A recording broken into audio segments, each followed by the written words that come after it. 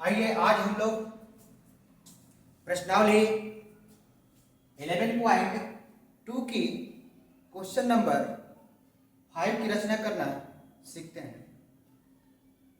तो चलिए सबसे पहले हम लोग क्वेश्चन को पढ़ते हैं और अच्छी तरह इसको समझते हैं। उसके बाद हम लोग इसकी रचना करना सीखेंगे। चलिए क्वेश्चन देखिए। क्वेश्चन कर रहा है कि 8 सेंटीमीटर कितना 8 सेंटीमीटर का एक रेखाखंड AB खींचे। सबसे पहले हम लोग को एक रेखाखंड खींचनी है और उस रेखाखंड का नाम है AB। कितना लंबा होना चाहिए 8 सेंटीमीटर। उसके बाद A को केंद्र मानकर उसके बाद क्या काम करना है A को केंद्र मानकर 4 सेंटीमीटर त्रिज्या का एक वृत्त खींचे।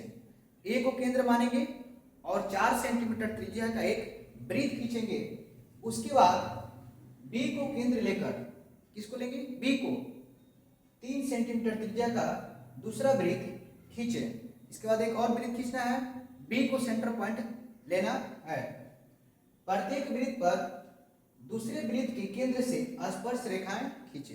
फिर उसके बाद हम लोग को आगे स्टेप में क्या करना है स्पर्श रेखाएं खींचनी है। तो चलिए सबसे पहले देखते हैं क्या करना है। 8 सेंटीमीटर का एक रेखाखंड खींचना है। तो सबसे पहले देखिए रचना के चरण में लिखा गया है कि AB बराबर 8 सेंटीमीटर का एक रेखाखंड खींचा। तो स्केल लेंगे और स्केल हम रखेंगे इस तरफ कॉपी पर और 8 सेंटीमीटर अपने देख लेंगे कहाँ आ रहा है। तो यहां से हम लोग एक रेखाखंड खींचेंगे। क्या खींचेंगे एक रेखाखंड। इसकी लंबाई होनी चाहिए आपको 8 सेंटीमीटर। अच्छा उसके बाद इस रेखाखंड का नाम देना है क्या A और B। हम यहाँ पर A लिखते हैं और यहाँ पर B। उसके बाद स्टेप नंबर 2 देखते हैं। A केंद्र से कहाँ से A केंद्र से A कहाँ पर है तो यहाँ पर देख लीजिए ध्यान से देखिएगा A यहाँ पर है। A केंद्र से 4 सेंटीमीटर त्रिज्या का एक वृत्त खींचा। अब आपको जरूरत पड़ेगी प्रकाल की। तो प्रकाल को हम लोग स्केल पर माप लेंगे 4 सेंटीमीटर। यहाँ से ऐसे नापेंगे 4 सेंटीमीटर। जब 4 सेंटीमीटर माप लेंगे इसको 4 सेंटीमीटर फिट कीजिएगा। सबसे पहले कितना पर 4 सेंटीमीटर पर। तो प्रकाल को रखेंगे यहाँ पर। देखिए प्रकाल को कहाँ रखेंगे यहाँ पर यानी प्रकाल रहेगा A पर और पेंसिल जो रहेगा ऊपर कितना पर 4 सेंटीमीटर यानी 4 सेंटीमीटर फिट करना है इसको। इस तरह रखने के बाद हम लोग कॉपी पे क्या करेंगे इस तरह से गोल गोल घुमा लेंगे तो एक वृत्त बन जाएगा। क्या बन जाएगा एक वृत्त इस तरह।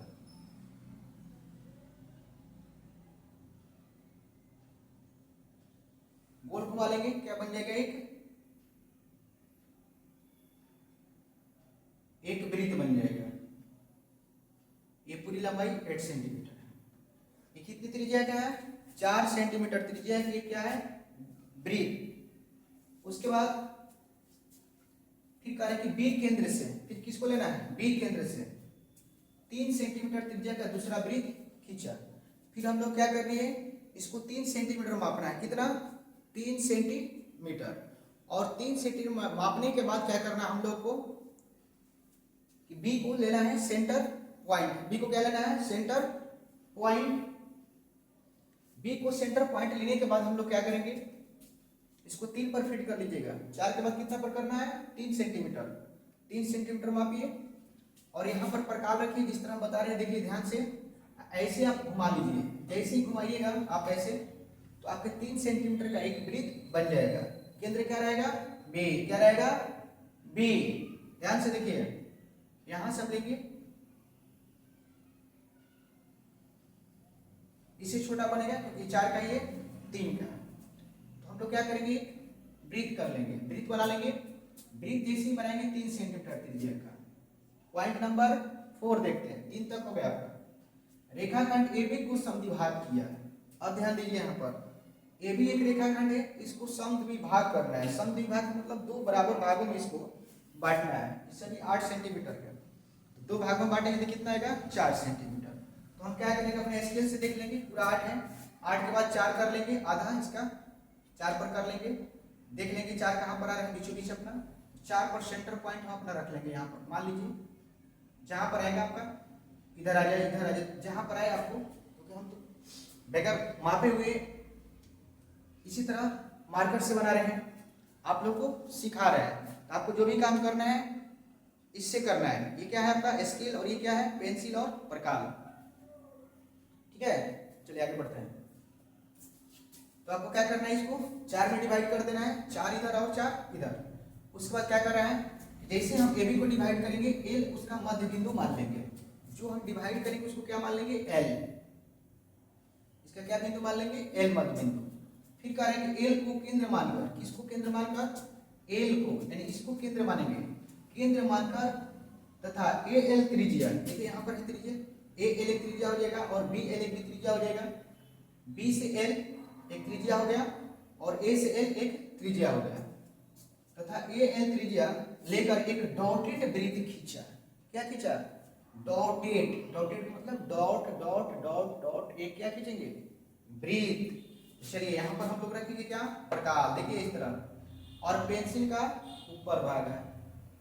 बस आपको करना है क्या है कि यहाँ पर प्रकाल रखना है, ठीक। कितना पर आ जाएगा, अब 8 है तो 4 पर आ जाएगा, 4 पर आना क्या है, इसको माप लेना है यहाँ से सीधे, एल से ए पर माप लेना है या एल से बी पर माप लेना है, कोई दिक्कत नहीं है, क्योंकि बराबर आएगा, 20 बी ए और ए दोनों आपस में क्या होगी, बराबर होगी, 4 सेंटीमीटर की होगी लगभग। और यहाँ पर प्रकाल रखेंगे, रखने के बाद हम लोग क्या करेंगे, यहाँ पर ये जाके इसके केंद्र से सटेगा, इधर मापेंगे तो इसके केंद्र से सटेगा।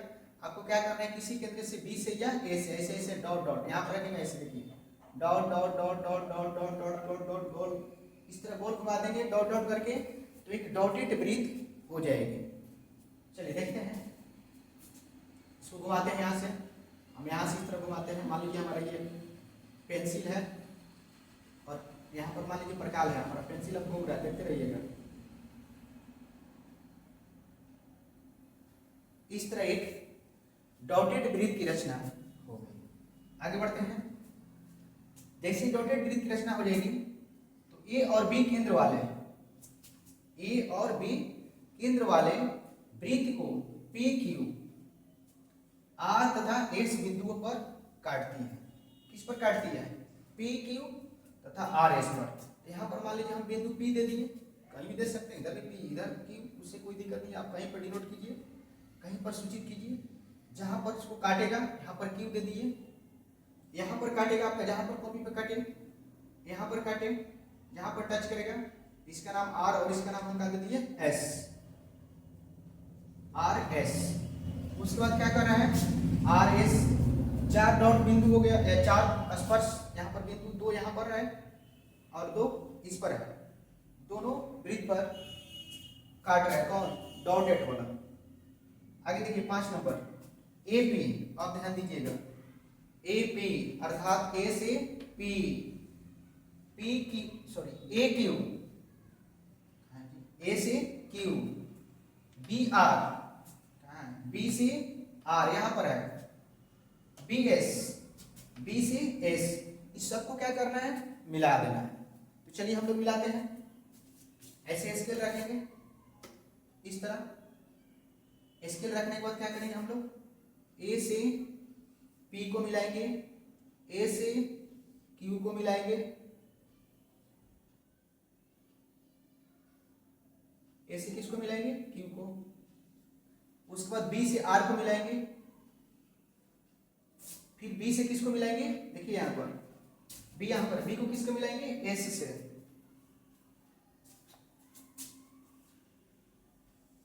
एस से। इस तरह हम लोग मिला दिए। तो यहां पर 2 स्पर्श रेखाएं, एक बी आर और बी एस इस पर बन गई, और 2 स्पर्श रेखा इधर बन गई, ए पी और ए क्यू। अर्थात टोटल कितनी स्पर्श रेखाएं बन रही है, देख लीजिए 1 2 3 और 4, यानी 4 स्पर्श रेखाएं बन रही है। ए पी एक स्पर्श रेखा बन रहा है, कहां पर है, ए और पी। ए क्यू कहां पर है, देखिए ए और क्यू 2 स्पर्श रेखाएं। तीसरा B R B R, B और आर, बी एस, बी और एस, इस तरह 4 स्पर्श रेखाएं हो गई। अर्थात A P, A Q, B R तथा बी एस स्पर्श रेखाएं हैं। क्लियर? कोई डाउट? No doubt. इसको उतारिए, नो डाउट है तो, और इसको नोट्स कर लीजिए। और घर पर क्या करना है आपको पता है? पुनः जिस तरह हम सिखाए हैं उतारने के बाद एक बार घर पर क्या करना है, इसको बनाना है। क्या करना है? बनाना है। चलिए इसको नोट कर लीजिए।